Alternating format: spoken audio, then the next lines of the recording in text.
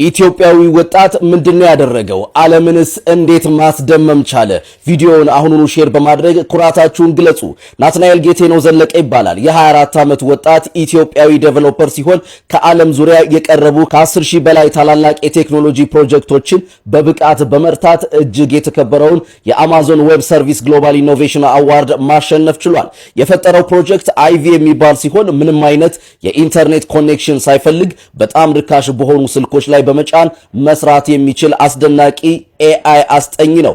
ይህ ፈጠራ የኢንተርኔት እጥረት ባለባቸው የአፍሪካ ገጠራማ አካባቢዎች ለሚገኙ ተማሪዎች የትምህርት ብርሃን የሚሰጥ ነው ተብሏል። የአፍሪካ ተሰጥኦ እድል ሲያገኝ የት መድረስ እንደሚችል ናትናኤል በተግባር አሳይቶናል። እናንተም ተሰጥኦ ካላችሁ ኮሜንት ላይ ጻፉልኝ፣ አስተዋውቅላችኋለሁ። በዚህ ድንቅ የቴክኖሎጂ ንጉስ የምትኮሩ ሁሉ ኮሜንቱን በማበረታቻ አጥለቅልቁት። ቪዲዮውን ሼር በማድረግ ለዓለም አሳዩት። ፎሎ ማድረጋችሁ እንዳይረሳ።